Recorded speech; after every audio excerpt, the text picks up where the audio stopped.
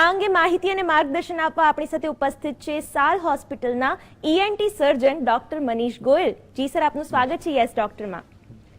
Sir, આજે આપણે નસકોરાની સમસ્યા એટલે કે સ્લીપ એપનિયા અને તેની સારવાર વિશે વાત કરવાના છીએ. ત્યારે સૌપ્રથમ દર્શકોને એ જણાવો કે સ્લીપ એપનિયા એટલે શું? સ્લીપ એપનિયા, સ્લીપ આપણે ઊંઘને કહીએ અને એપનિયા અમારી મેડિકલ ટર્મિનોલોજીમાં શ્વાસ બંધ થવાને કહીએ છીએ. જ્યારે પણ 10 સેકન્ડથી વધારે શ્વાસ બંધ થાય અને એપનિયા કહીએ.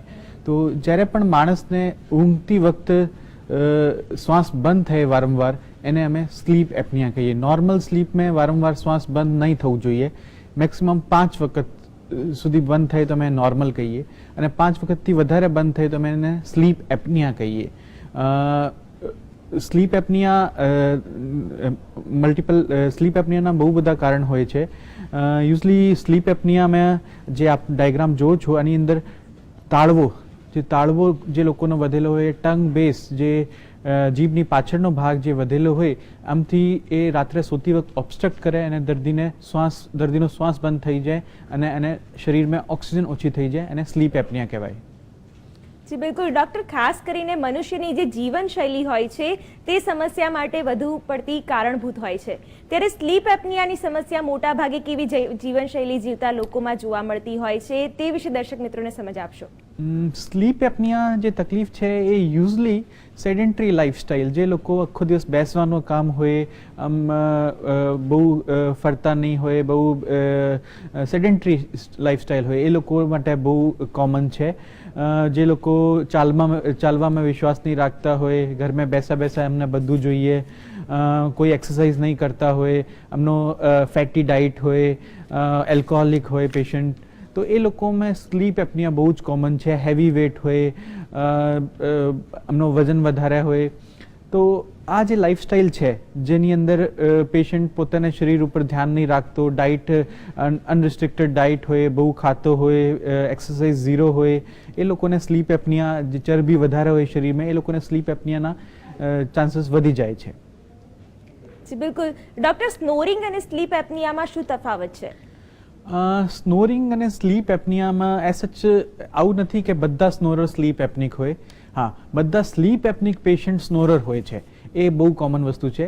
સ્નોરિંગ જ્યારે પણ એપનિયા યા હાઇપો એપનિયા 5થી વધારે થઈ જાય ત્યારે અમે એને સ્લીપ એપનિયા કહીએ. જ્યારે આ 5થી ઓછા હોય ઊંઘની અંદર તો એને સિમ્પલ સ્નોરર કહીએ. જે સાદા નસકોરા હોય અને જોડે શ્વાસ બંધ નહીં થતો હોય દર્દીનો ઊંઘતી વખતે, અને નોર્મલ સ્નોરિંગ કહીએ. અને 5થી વધારે વખત શ્વાસ બંધ થતો હોય યા ઓક્સિજન ઓછી થતી હોય તો એને સ્લીપ એપનિયા કહીએ.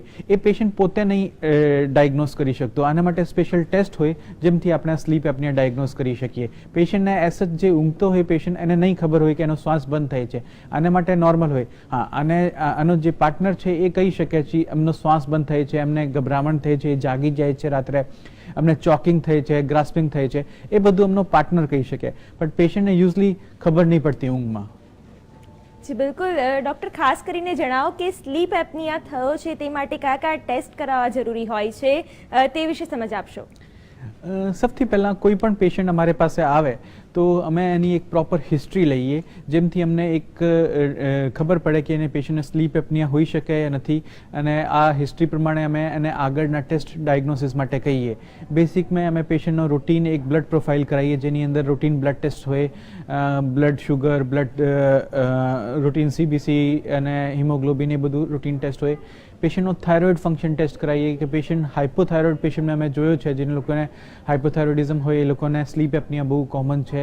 અને પછી પેશન્ટને એક રૂટીન એન્ડોસ્કોપિક એક્ઝામિનેશન કરીએ. પેશન્ટનો નાકમાં દૂરબીન નાખીને જોઈએ, ગળામાં દૂરબીન નાખીને જોઈએ કે કયા ભાગથી અને નસકોરા આવે છે અને કયો ભાગ આ સ્લીપ એપનિયા લીધે કયા ભાગ લીધે સ્લીપ એપનિયા કોમન છે. આ ડાયાગ્રામ પણ બતાવે છે, જેવી રીતે તાળવો કોઈ પેશન્ટનો વધેલો હોય, ટંગ બેસ જીભનો પાછળનો ભાગ વધેલો હોય, નાકની અંદર હાડકાં વધેલા હોય, નાકની અંદર સોજો હોય, એ બધા કારણ અમે જોઈએ છે. પછી એક બહુ કોમન ટેસ્ટ છે જેને સ્લીપ સ્ટડી ટેસ્ટ કહીએ. આ સ્લીપ સ્ટડી ટેસ્ટમાં શું કરીએ કે રાત્રે પેશન્ટને આખી રાત એક મશીન લગાવીને સુવડાવી દઈએ અને આ મશીન આખી રાત ચેક કરે કે પેશન્ટને કેવા નસકોરા આવ્યા છે, પેશન્ટને શ્વાસ કેટલી વખત શ્વાસ બંધ થયો છે અને કેટલી વખત એનો ઓક્સિજન ઓછો થયો છે, કયા રાઈટ સાઈડ ઊંઘ્યો છે તો ત્યારે ઓક્સિજન કેટલો રહ્યો છે, લેફ્ટ સાઈડમાં કેટલો છે, પ્રોન છે યા સુપાઇન છે તો ત્યાં ઓક્સિજન કેટલો છે, રાત્રે એને કેવા એપનિયાઝ આવ્યા છે, ઓબ્સ્ટ્રક્ટિવ સ્લીપ એપનિયા છે, સેન્ટ્રલ સ્લીપ એપનિયા છે યા mix type of sleep apnoea છે.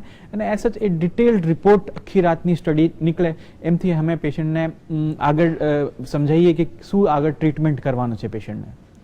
જી બિલકુલ ડૉક્ટર, એવું કહેવાય છે કે પહેલું સુખ તે જાતે નર્યા, ત્યારે સ્લીપ એપનિયા ન થાય તે માટે શું કાળજી રાખવી જોઈએ તે વિશે સમજ આપશો.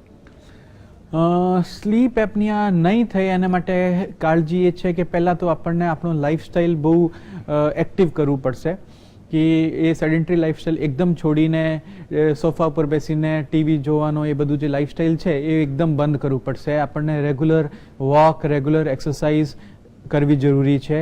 કોઈ પણ આઉટડોર ગેમિંગ એક્ટિવિટી કરવું જરૂરી છે. અને આપણે આપણા બધાના હેક્ટિક લાઈફ શેડ્યુલ્સ છે. હું મારે પેશન્ટ્સને કહું છું કે તમે પાર્કિંગ કરો છો થોડીક દૂર પાર્કિંગ કરો કે થોડોક ચાલવાનો થાય. તમે ટ્રાય કરો કે તમે સીડીઓ તમે લિફ્ટ નહીં લઈને સ્ટેયર્સ લેવો. એઝ સચ first of all active lifestyle પહેલાં પેશન્ટને લેવું જોઈએ. બીજો, પેશન્ટને અમે ડાયટરી રિસ્ટ્રિક્શન્સ કહીએ છીએ કે તમે high fatty food, high carbohydrate food નહીં ખાઓ અને એક પ્રોપર તમારો ડાયટિશિયન્સથી મળીને તમે એક પ્રોપર ચાર્ટ બનાવો તમારી હેલ્થ પ્રમાણે, એ તમને હેલ્પ કરશે. બીજું, પેશન્ટને ડાયાબિટીસ હોય, હાઇપરટેન્શન હોય, પેશન્ટને હાઇપોથાઇરોઇડિઝમ હોય, એને માટે જે પણ ટ્રીટમેન્ટ છે એ ટ્રીટમેન્ટ રેગ્યુલર લો. આ બધી બેસિક લાઈફસ્ટાઈલથી બી પેશન્ટ બચી શકે છે સ્લીપ એપનિયાથી. જી બિલકુલ ડૉક્ટર, કોઈ પણ સમસ્યાને આપણે ગંભીરતાથી ન લઈએ તો ભવિષ્યમાં એ વધારે ગંભીર સ્વરૂપ ધારણ કરતું હોય છે. ત્યારે ખાસ કરીને જણાવો કે સ્લીપ એપનિયાને ગંભીર ગણી શકાય અને તેના કારણે અન્ય કઈ કઈ સમસ્યાઓ થઈ શકે તે વિશે પણ જણાવો. એઝ સચ સ્લીપ એપનિયામાં યુઝલી પેશન્ટ જ્યારે અમારે પાસે આવે તો અમે અમુક ક્વેશ્ચન પૂછીએ છીએ કે તમારે શું શું તકલીફ છે. તમને ડે ટાઈમ સ્લીપનેસ, દિવસ દરમિયાન આખો દિવસ તમને ઊંઘ આવે, થકાન જેવું લાગે, કામ કરવાની ઈચ્છા નહીં કરે, તમને depression, anxiety, loss of motivation, short attention span, તમારું કોઈ કામ કરવાની ઈચ્છા નથી, કોઈ કામમાં મન નહીં લાગે, તમારો મોર્નિંગ હેડેક. યુઝલી આવા પેશન્ટને સવારે ઉઠે તો આવું લાગે ઊંઘ પૂરી નહીં થઈ અને માથું દુખે. પેશન્ટને હાઇપર એસિડિટી, એસિડ રિફ્લક્સ જેવી કમ્પ્લેન્ટ્સ હોય, પેશન્ટને રાત્રે વારંવાર પેશાબ માટે જાગવું પડે. અમુક પેશન્ટને 15થી 20% પેશન્ટને ડાયાબિટીસ પણ હોય.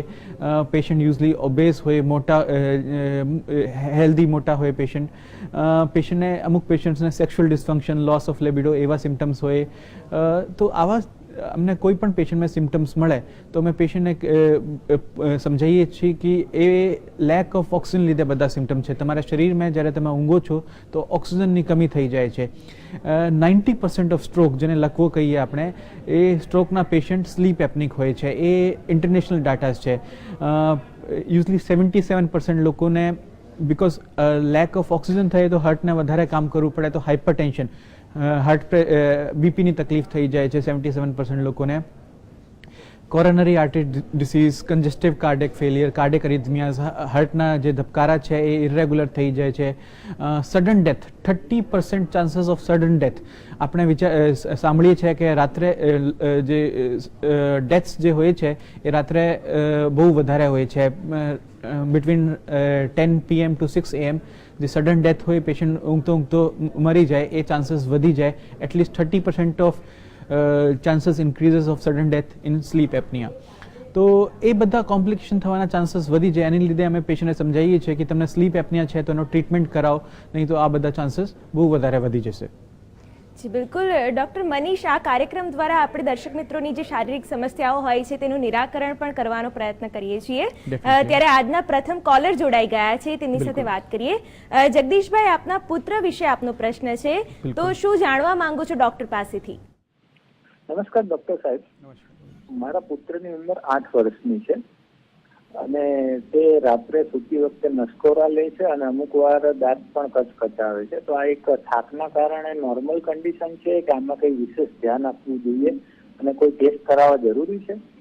ડેફિનેટલી સર, અને આ વસ્તુને બહુ લાઇટલી નહીં લેવું જોઈએ. જે લોકોને નસકોરા બહુ થતા હોય, ડે ટાઈમ સ્લીપીનેસ, થકાન જેવું રહેતી હોય, કોઈ કામ કરવાની ઈચ્છા નહીં થતી હોય, અને આપને પણ લાગતો હોય કે અમે ધીરે ધીરે આમનો લાઈફસ્ટાઈલ પણ આવો થઈ ગયો છે, તો આ લોકોને ડેફિનેટલી આ સ્લીપ એપનિયાનો ટેસ્ટ કરાવવું જોઈએ. સ્લીપ એપનિયા માટે આગળ આનું નિદાન કરાવવું જોઈએ. આના નિદાન પછી પેશન્ટને બહુ જ સારું લાગે, એમની ઊંઘ પણ બહુ સારી થઈ જાય, એમને આખો દિવસ બહુ સારું લાગે. મેં બહુ બધા મારા પેશન્ટને જોયું છે જેમને હાઇપરટેન્શન અને ડાયાબિટીસ હોય, એમની દવાઓ પણ ઓછી થઈ જાય છે આફ્ટર ધીસ ટ્રીટમેન્ટ, અને પેશન્ટનો એઝ સચ ઓવરઓલ ગ્રોથ પણ થાય, પેશન્ટનું કામ કરવામાં ઈચ્છા થાય, તો આનો જે બિઝનેસ છે, આનો જે સ્ટડીઝ છે, એ બધું બહુ સારું રહે. તો એઝ સચ સ્લીપ એપનિયા આપને લાગે છે આવા સિમ્ટમ્સ છે, તો આનો 100% નિદાન કરાવવું જોઈએ, આનો ડાયગ્નોસિસ કરાવવું જોઈએ અને આગળ વધવું જોઈએ આપને. જી બિલકુલ. નેક્સ્ટ કોલર જોડાઈ ગયા છે, તેમની સાથે વાત કરીએ. અજીતભાઈ, જણાવો આપનો પ્રશ્ન શું છે? સાહેબ, મારી છોકરી 7 વર્ષની છે, એમને ગળામાં ટોન્સિલ છે. જી. તો ડોક્ટરે એવી સલાહ આપી છે કે ઓપરેશન કરવું પડશે, તો હવે આટલી નાની ઉંમરમાં ઓપરેશન કરાય? જી સર, ગળામાં ટોન્સિલ્સ છે. યુઝલી ટોન્સિલમાં અમે કહીએ કે ટોન્સિલ બાળકોમાં પણ સ્લીપ એપનિયા થાય છે. બાળકોમાં જ્યારે મોટા ટોન્સિલ્સ હોય, ગળાની નાકની પાછળ મસ્સા હોય, જેને એડિનોઇડ્સ કહીએ, ટોન્સિલ્સ અને એડિનોઇડ્સ લીધે બાળકોમાં પણ સ્લીપ એપનિયા હોય, અને બાળકોમાં હાઇપર ઇરિટેબલ, વધારે હાઇપર એક્ટિવિટીના ચેન્જીસ આવે છે. એ લોકો એક જગ્યાએ બેસતા નથી, એ લોકો હાઇપર એક્ટિવ રહે છે, અને બાકી બધા પણ સિમ્ટમ્સ હોય છે બાળકોમાં. ટોન્સિલનું ઓપરેશનના બહુ બધા કારણ હોય. વારંવાર ટોન્સિલમાં ઇન્ફેક્શન થતો હોય તો અમે પેશન્ટને કહીએ કે તમે ટોન્સિલનું ઓપરેશન કરાવો. પેશન્ટને સ્લીપ એપનિયાના સાઇન્સ રહેતા હોય, જે હાઇપર એક્ટિવિટી છે, ભણવામાં મન નહીં લાગતો, મોઢો ખોલીને શ્વાસ લે, નસકોરા આવે, આગળના દાંત આગળ આવી ગયા હોય, કાનમાં શરદી ભરાઈ જાય, કાનમાં ઓછું સાંભળે, એ બધા બહુ અમને કારણ એ બધી સિમ્ટમ્સ રહેતા હોય તો અમે ટોન્સિલના ઓપરેશનની સલાહ આપીએ છીએ. જી બિલકુલ. ડૉક્ટર, ખાસ કરીને આપણે અગાઉ ચર્ચા કરી કે હાઇપર થાઇરોઇડ જેને હોય છે તેને સ્લીપ એપનિયાની સમસ્યા થઈ શકે છે, તો વિગતવાર તે વિશે સમજાવશો કે તેમના માટે આ કેસ કઈ રીતે અલગ છે? નહીં, હાઇપર નહીં, હાઇપોથાઇરોઇડિઝમ. જી. જે હાઇપોથાઇરોઇડિઝમ મેં એઝ સચ સ્લીપ એપનિયા આવું નથી. We had seen the correlation between hypothyroidism and sleep apnoea. તો જ્યારે પણ કોઈ પેશન્ટ હાઇપોથાઇરોઇડિઝમનો અમારી પાસે આવે તો પહેલાં અમે એને હાઇપોથાઇરોઇડિઝમને ટ્રીટ કરીએ, પછી સ્લીપ એપનિયા ઉપર જઈએ, યા સાયમલ્ટેનિયસલી હાઇપોથાઇરોઇડિઝમની દવા ચાલુ કરીએ અને જોડે જોડે સ્લીપ એપનિયાનું ટ્રીટમેન્ટ ચાલુ કરીએ. જી બિલકુલ. એક મહત્વપૂર્ણ પ્રશ્ન આપને પૂછવા માંગીશ કે સ્લીપ એપનિયાની સારવાર કયા કયા પ્રકારે થાય છે અને તેની સારવારની પદ્ધતિ કઈ હોય છે તે વિશે જણાવશો. સૌથી પહેલાં મેં આપને જેવી રીતે જણાવ્યો છે, જ્યારે પણ અમારી પાસે સ્લીપ એપનિયાનો પેશન્ટ આવે તો અમે એને લાઇફસ્ટાઇલ મોડિફિકેશન માટે સમજાવીએ છીએ કે weight reduction, this is primary criteria, કે તમને થોડુંક વેઇટ ઓછું કરવું પડશે. એ પેશન્ટ પ્રમાણે અમે કહીએ, પેશન્ટનો અમે અમારા સ્પેશિયલિસ્ટ જે ડાયટિશિયન હોય એને મળીને એને એક સ્પેશિયલ ડાયટ ચાર્ટ અપાઈએ, અને પેશન્ટને જરૂર પડે તો સ્પેસિફિક મેડિકેશન અપાઈએ વેઇટ રિડક્શન માટે. અને પેશન્ટને સમજાવીએ કે તમને રેગ્યુલર રૂટીન એક્સરસાઇઝ કરવું પડે, રૂટીન તમને વોકિંગ યા યોગા જે પણ તમે કરી શકો એ કરો, અને તમારે મસલ સ્ટ્રેન્થનિંગ એક્સરસાઇઝ, સ્પેસિફિક એક સ્લીપ એપનિયાની એક્સરસાઇઝીસ હોય જેની અંદર ગળાની જે મસલ્સ છે એને સ્ટ્રેન્થનિંગ કરી શકીએ, એ એક્સરસાઇઝ અમને શીખવાડીએ છીએ. આ એક્સરસાઇઝ રેગ્યુલર કરવાથી અમને મસલ સ્ટ્રેન્થન થઈ જાય અને જે ભાગ છે જે કોલેપ્સ થાય છે ડ્યુરિંગ સ્લીપ એ ઓછા થઈ જાય. પછી અમે પેશન્ટની એક સ્લીપ સ્ટડી કરાવીએ. સ્લીપ સ્ટડી પ્રમાણે સિવિયરિટી ઓફ સ્લીપ એપનિયા અમને ખબર પડે, કેટલો સિવિયર છે, ભાઈ માઇલ્ડ છે, મોડરેટ છે, યા સિવિયર છે, યા એ સિમ્પલ સ્નોરર છે. સિમ્પલ સ્નોરર હોય તો અને માઇલ્ડ, મોડરેટ, સિવિયર જે પણ કન્ડિશન હોય પેશન્ટને એ પ્રમાણે એને સ્પેસિફિક ટ્રીટમેન્ટ આપીએ. અને બીજો ટ્રીટમેન્ટમાં 2 પાર્ટ આવે, એક સર્જિકલ ટ્રીટમેન્ટ આવે, એક મેડિકલ ટ્રીટમેન્ટ આવે. સર્જિકલ ટ્રીટમેન્ટ અમુક ઓલ્ડ એજ પેશન્ટ્સ યા અમુક લોકો સર્જિકલ ટ્રીટમેન્ટ માટે ના પાડે તો અમે એને કહીએ મેડિકલ ટ્રીટમેન્ટ લો, યા જે કહે કે મને એકલો મેડિકલ ટ્રીટમેન્ટ આપો તો મેડિકલ ટ્રીટમેન્ટ આપીએ. હવે સર્જરીમાં પહેલાં અમે એક સ્લીપ એન્ડોસ્કોપી કરીએ. સ્લીપ એન્ડોસ્કોપી શું છે કે અમે એક આર્ટિફિશિયલ સ્લીપ ઇન્ડ્યુસ કરીએ પેશન્ટની, એક ઇન્જેક્શન આપીને પેશન્ટને ઊંઘવા માટે જવા દઈએ. પછી એક નાકથી સ્પેશિયલાઇઝ દૂરબીન હોય જે નાકથી ગળે સુધી જાય, તો અને પેશન્ટ જ્યારે ઊંઘતો હોય તો અમને ખબર પડે કયો પાર્ટ કોલેપ્સ થાય છે, કયો પાર્ટ બંધ થાય છે, જેનાથી એને શરીરમાં ઓક્સિજન ઓછી થઈ જાય અને સ્લીપ એપનિયા થાય. તો આ પાર્ટ ટંગની પાછળનો જે લાસ્ટ વિડીયો હતો એમાં આપણે જોયો, યા તાળવો હોય યા કોઈ લેટરલ ફેરેન્જિયલ વોલ હોય, બાજુ સાઈડની વોલ્સ હોય ગળાની, તો જે પણ પાર્ટ હોય એને અમે એક સ્પેશિયલાઇઝ ઇન્સ્ટ્રુમેન્ટ હોય એમથી અમે એને કાઢી નાખીએ, જેમથી આ પાર્ટ વાઇબ્રેટ ઓછો કરે, કોલેપ્સ ઓછો થાય અને બ્રીધિંગ પ્રોપર થઈ જાય પેશન્ટની. જે પણ ઓબ્સ્ટ્રક્ટિવ પાર્ટ છે નાકથી લઈને ગળા સુધી ઓબ્સ્ટ્રક્શન અમે કાઢી નાખીએ, જેમથી પેશન્ટને સ્લીપ એપનિયા નહીં આવે.